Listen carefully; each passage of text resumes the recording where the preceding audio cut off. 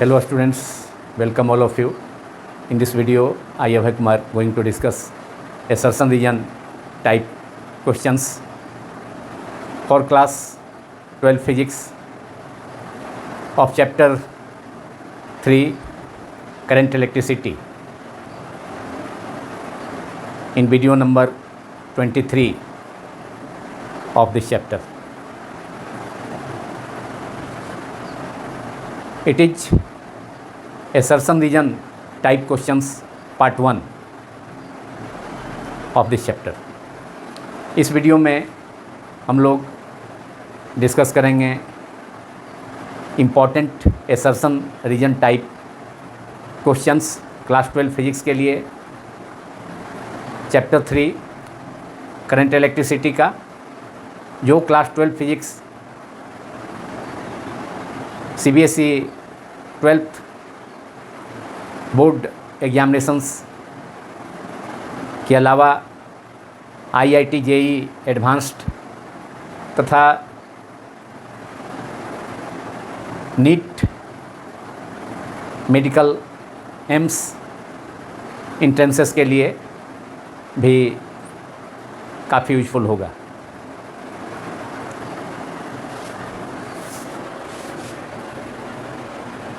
Choose the correct option in the following assertion region type questions given as option A, if both assertion capital A and region capital R are true and region R is the correct explanation of assertion A. B, both assertion A and region R are correct but R is not the correct explanation of A. Option C, if assertion is true but region is false, and D, both assertion and region are wrong. assertion region type questions में दो statement होते हैं. Statement 1 को assertion कहा जाता है तथा statement 2 को रीजन कहा जाता है. तो 4 ऑप्शंस हैं जो कि इस क्वेश्चन में, जिसमें कि स्टेटमेंट 1 assertion होगा, स्टेटमेंट 2 रीजन होगा, उसमें 4 ऑप्शंस दिए जाएंगे एग्जामिनेशन पेपर्स में, और उसमें से करेक्ट ऑप्शन को चूज करना होगा. ऑप्शन ए में है कि दोनों स्टेटमेंट्स दैट इज assertion, जिसे कैपिटल ए सिंबल से डिनोट किया जाता है, तथा रीजन जिसे कैपिटल आर सिंबल से डिनोट किया जाता है, दोनों सही है. तथा रीजन assertion का करेक्ट एक्सप्लेनेशन, सही व्याख्या करता है. और ऑप्शन बी होगा कि बोथ assertion एंड रीजन, मतलब दोनों स्टेटमेंट्स जो दिए होंगे क्वेश्चंस में, वे सही तो होंगे लेकिन इंडिपेंडेंट स्टेटमेंट होंगे. उनमें रीजन assertion का करेक्ट एक्सप्लेनेशन नहीं होगा. रीजन assertion की करेक्ट माने सही व्याख्या नहीं कर पाता है, सही एक्सप्लेनेशन नहीं कर पाता है, लेकिन दोनों स्टेटमेंट सही होंगे. That means both statements are independent statements. Option C दिया रहेगा कि if assertion is true, that is statement 1 is true but statement 2 और रीजन इज फॉल्स. assertion सही है लेकिन रीजन गलत है. और ऑप्शन डी होगा, एंड ऑप्शन डी, कि दोनों both assertion and reason are wrong. दोनों assertion and reason, that means statement 1 and statement 2 दोनों गलत होंगे. अब फर्स्ट क्वेश्चन है question number 1, important assertion reason questions. Number 1, question number 1 out of those questions. assertion A is current flows in a conductor only when there is an external electric field within the conductor, and region capital R is the drift velocity Vd of the electrons is directly proportional to the electric field capital E vector. In this question, assertion A and region both are correct because we know that current flows in a conductor when an external electric field is applied across the conductor. हम जानते हैं कि किसी भी conductor में, किसी भी चालक में करंट का फ्लो तभी होता है जब उस कंडक्टर के क्रॉस हम इलेक्ट्रिक फील्ड अप्लाई करते हैं, मतलब उस कंडक्टर के दोनों इंड्स को हम बैटरी से कनेक्ट कर पोटेंशियल डिफरेंस अप्लाई करते हैं, विभवांतर अप्लाई करते हैं, तो उसके कारण इलेक्ट्रिक फील्ड सेटअप हो जाता है high potential to low potential, जिससे इलेक्ट्रिक करंट का फ्लो होता है high potential to low potential. मतलब जो इन पॉजिटिव बैटरी के कंडक्टर का जो इन बैटरी के पॉजिटिव टर्मिनल से कनेक्टेड है वो हाई पोटेंशियल पर होगा, तथा बैटरी का कंडक्टर का दूसरा इंड जो बैटरी के निगेटिव टर्मिनल से कनेक्टेड होगा वह लो पोटेंशियल पर होगा। तो इलेक्ट्रिक करंट का जो फ्लो होगा वह कन्वेंशनल इलेक्ट्रिक करंट कहा जाता है उससे, वह high potential to low potential होगा, positive potential to negative potential conductor के दोनों इंड्स के बीच में। लेकिन इलेक्ट्रॉन का जो ड्रिफ्ट होता है वह अप्लाइड पोटेंशियल डिफरेंस के अपोजिट होता है, मतलब निगेटिव टू पॉजिटिव। तो दोनों स्टेटमेंट मतलब असर्शन तथा रीजन दोनों सही है। रीजन है कि drift velocity V of electron is directly proportional to the electric field. तो ड्रिफ्ट वेलोसिटी के लिए एक्सप्रेशन होता है V D equal to, V D drift velocity का सिंबल है, equal to minus small E the charge of an electron, capital E vector which is the applied electric field, external electric field upon M. तो V D equal to expression for drift velocity और relation between drift velocity and electric field is V D equal to minus small E capital E vector upon M. That means V D drift velocity is directly proportional to electric field. तो ये सही है। Drift velocity, reason is the drift velocity V D of the electrons is directly proportional to the electric field, ये सही है। और electric field के कारण ही इलेक्ट्रिक करंट का फ्लो होता है कंडक्टर में, क्योंकि जब कंडक्टर के क्रॉस इलेक्ट्रिक फील्ड सेटअप होता है तो इलेक्ट्रॉन ड्रिफ्ट करते हैं, इलेक्ट्रॉन का ड्रिफ्ट स्टार्ट हो जाता है opposite to the direction of electric field, और उसके कारण इलेक्ट्रिक करंट का फ्लो कंडक्टर से होता है। So reason is the correct explanation of assertion. So both assertion and reason are correct and reason is the correct explanation of assertion. दोनों assertion तथा reason सही हैं क्वेश्चन नंबर 1 में, तथा रीजन असर्शन का सही व्याख्या करता है, सही एक्सप्लेनेशन, करेक्ट एक्सप्लेनेशन करता है। So option A is correct. Option A को हमने यहाँ टिक किया। लेकिन एग्जामिनेशंस में OMR सीट प्रोवाइड होने पर ए के सर्किल को फुली ब्लैक पेन और ब्लू ब्लैक पेन या ब्लू पेन से फुली कवर्ड करना होगा पूरे सर्किल को। Now question number 2, assertion is the electric current is because of drift velocity of electrons. Reason is the drift velocity is very small in comparison to the thermal velocity. इसमें भी 4 options हैं, there are 4 options A, B, C and D. Out of 4 options, which option is correct? In this question, question number 2, assertion is the electric current is because of drift velocity of electron. Electric current किसी conductor में होता है electrons के drift velocity के कारण। सही है,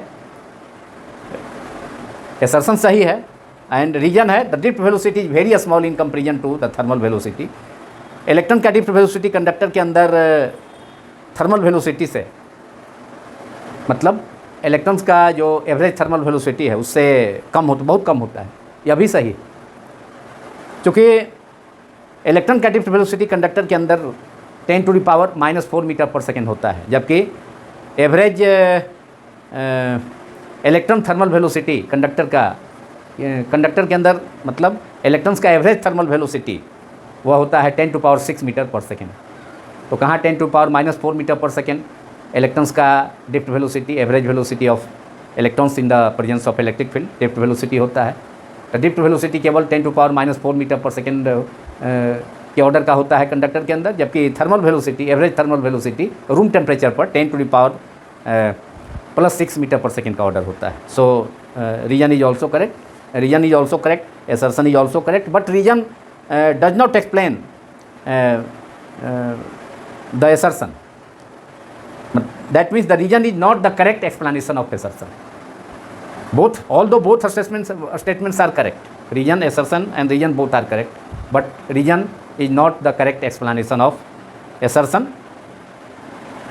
So option number B is correct. पहले भी मैंने कहा था कि जब दोनों assertion तथा reason सही हों, लेकिन reason assertion का correct explanation नहीं करता है तो ऑप्शन B करेक्ट होगा। तो क्वेश्चन नंबर 2 में भी option number B is correct.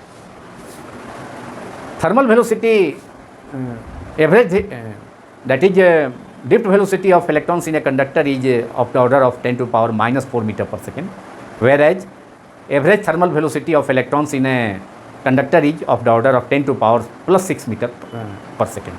So drift velocity of electrons inside a conductor is very small in comparison to the thermal velocity.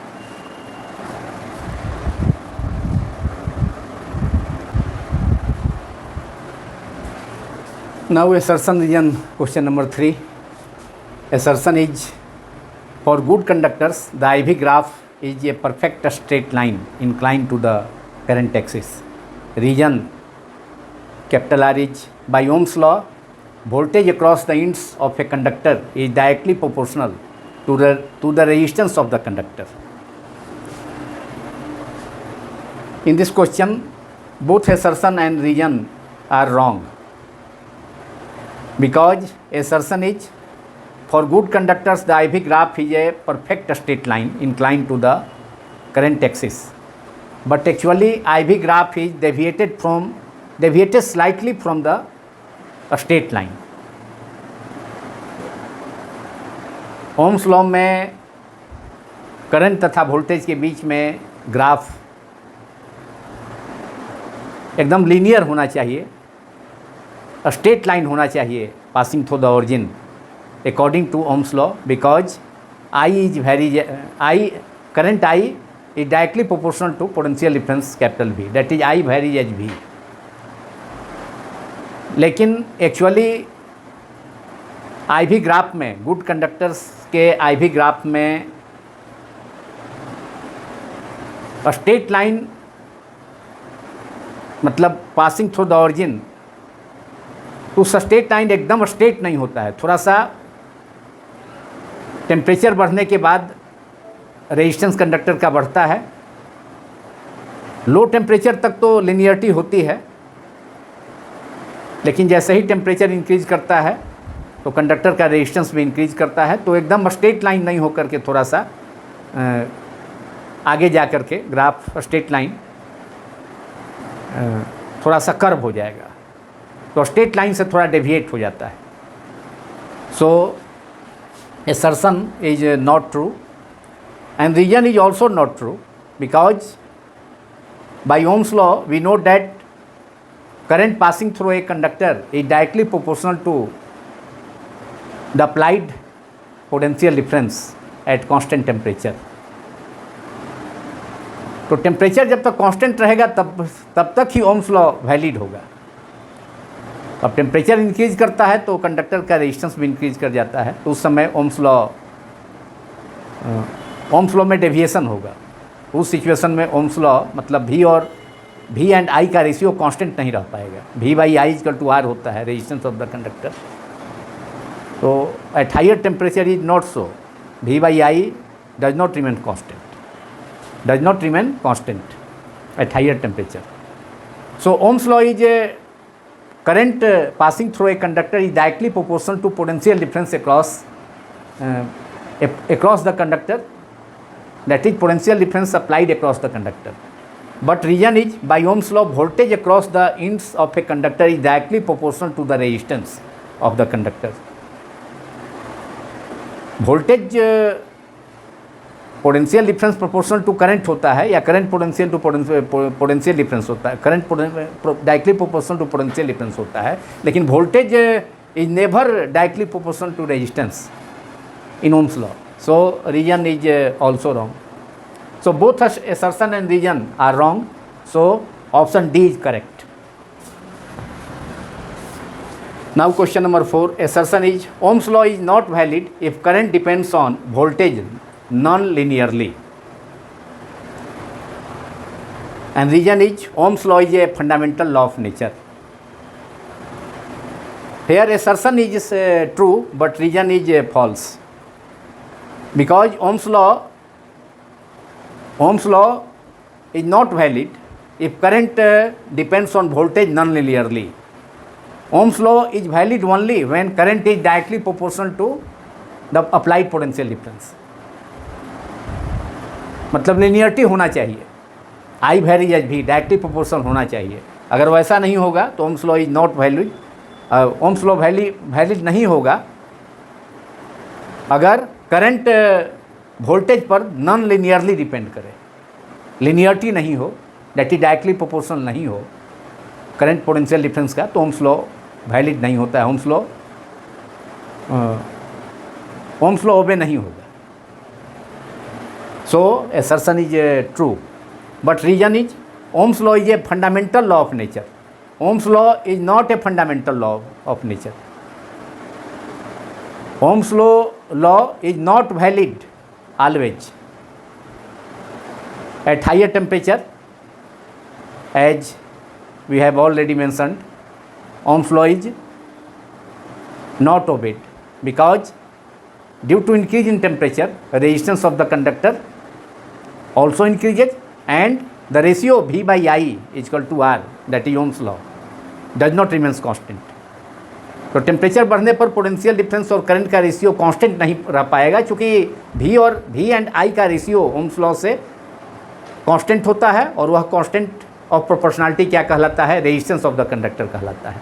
लेकिन टेम्परेचर बढ़ेगा तो रेजिस्टेंस बढ़ जाएगा, तो V बाई I का जो रेशियो है वह कांस्टेंट नहीं रह पाएगा, तो ओम्स लॉ वैलिड नहीं होगा उस सिचुएशन में। और ट्रांजिस्टर्स के केस में, डायोड्स के केस में, डायोड वाल्व्स या सेमीकंडक्टर डायोड्स के केस में, थायरिस्टर्स के केस में, गैलियम आर्सेनाइड सेमीकंडक्टर के केस में, इन सभी केसेस में ओम्स लॉ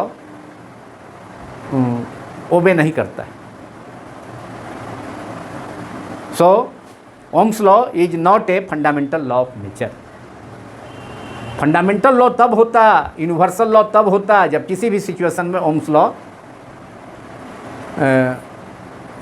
लॉ होल्ड करता, ओम्स लॉ का पालन होता, लेकिन वैसा नहीं हो पाता है। So reason is wrong, Ohm's law is not a fundamental law of nature, but here reason is Ohm's law is a fundamental law of nature. So reason is wrong but assertion is true, so option C is correct in this question number 4. Now question number 5. Assertion is the drift velocity of electrons in a metallic wire will decrease if the temperature of the wire is increased. Reason is on increasing temperature, conductance of metallic wire decreases.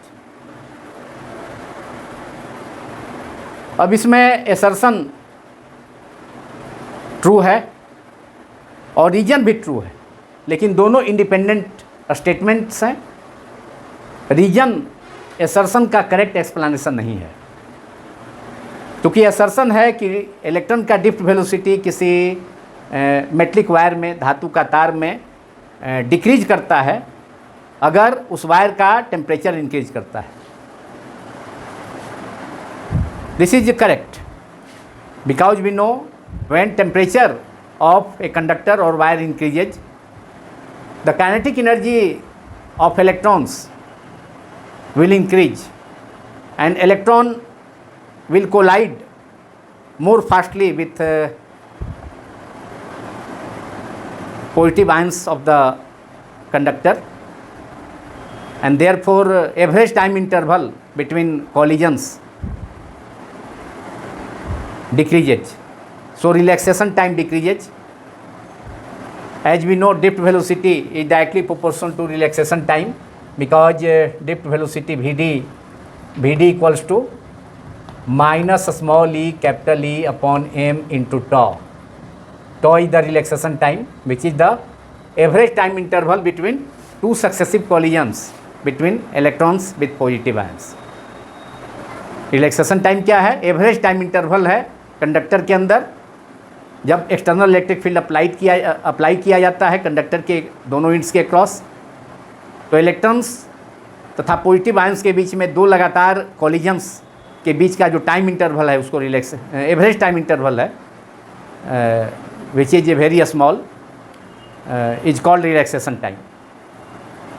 तो temperature बढ़ने से wire का या conductor का temperature बढ़ेगा तो electrons का kinetic energy, conductor के अंदर इलेक्ट्रॉन्स का काइनेटिक एनर्जी इंक्रीज करेगा और उससे इलेक्ट्रॉन जो है पॉजिटिव आयन कंडक्टर के अंदर या वायर के अंदर पॉजिटिव आयन से जल्दी कोलाइड करेगा, मोर कोलिजन होगा, कोलिजन बहुत फास्टली होगा, तो इसलिए टाइम इंटरवल कोलिजन का टेम्परेचर बढ़ने से घटेगा और टाइम इंटरवल घटेगा तो Vd is directly proportional to relaxation time tau.